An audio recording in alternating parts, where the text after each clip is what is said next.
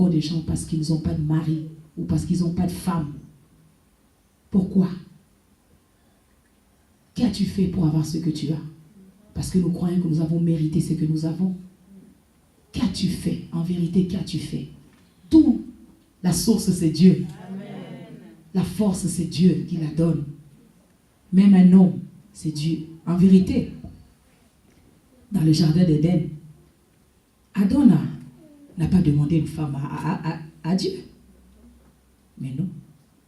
Dieu a pris la femme et l'a ramenée lui-même. Dieu a pensé. Lui-même, Dieu avait pensé. Mais ce n'est même pas Adam qui a demandé. Donc aujourd'hui, si tu es un homme et que tu n'es pas marié, Dieu amènera Ève comme il a amené pour Adam. Amen. Gloire à Dieu. Donc la reconnaissance de Dieu nous amène à être fidèles avec Dieu. Alors il est bon, comme j'ai dit tout à l'heure, de se poser les bonnes questions. De se dire, suis-je fidèle à Dieu? Que dois-je faire pour que Dieu soit heureux? Que dois-je faire pour que Dieu soit content de moi? C'est une démarche personnelle.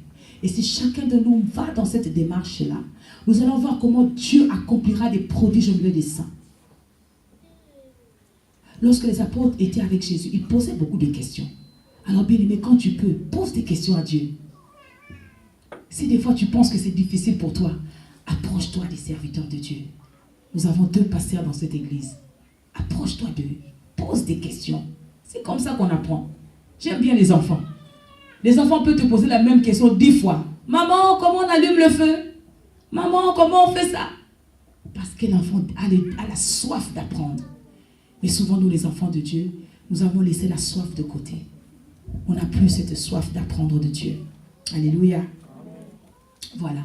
Donc, il y a une chose aussi que j'ai remarqué aussi, étant qu'enfant de Dieu. Souvent, lorsque il nous manque, le manque de contentement amène beaucoup le murmure. Pourquoi? Parce que lorsque nous ne nous contentons pas de ce que Dieu nous donne, cela nous amène beaucoup à murmurer. L'exemple de ce peuple-là, il ne s'est pas contenté de ce que Dieu lui avait donné. Dieu l'a déjà sorti d'Égypte, mais c'est bla bla bla bla bla. Mais alors que Dieu avait un plan pour eux. Dieu a un plan. Aucune personne ne peut changer le plan de Dieu, sauf Dieu lui-même. Sauf Dieu lui-même. Dans la Bible, nous connaissons un homme qui s'appelle Ézéchiel.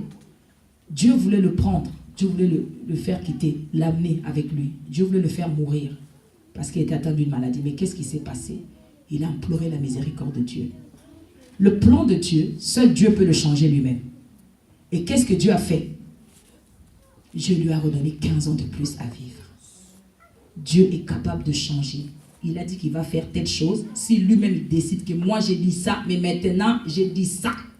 Un point, un trait. Dieu est tout puissant. Donc le manque de contentement nous amène vraiment à beaucoup murmurer.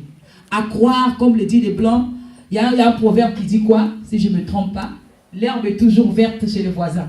C'est ça. On croit que c'est les autres, c'est toujours bon. Nous, on est les plus malheureux, c'est nous qu'on a trop de problèmes. Les autres sont bien, les autres sont beaux, tout va bien avec eux, mais nous, ça ne va pas du tout. Le manque de contentement, bien aimé, est un poison. Cela nous fait reculer. Nous chantons reculer, ça nous fait réellement reculer.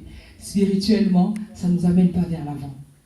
Parce que le manque de contentement est un frein pour l'épanouissement de la vie chrétienne, pour l'épanouissement de la foi. La foi a besoin d'être boostée, a besoin d'être réellement boostée. Et lorsque nous nous contentons de ce que Dieu nous donne, notre foi est réellement boostée. Alléluia. Amen. Et qu'est-ce que l'apôtre Paul nous enseigne en ce qui compte le contentement? Paul nous dit, là il parle bien sûr de l'argent, il nous dit, ne vous livrez pas à l'amour de l'argent. Mais lorsque l'on lit les versets, c'est vrai que ça c'est le contexte de l'argent, mais prenons-le pour notre bien-être. Il nous dit de nous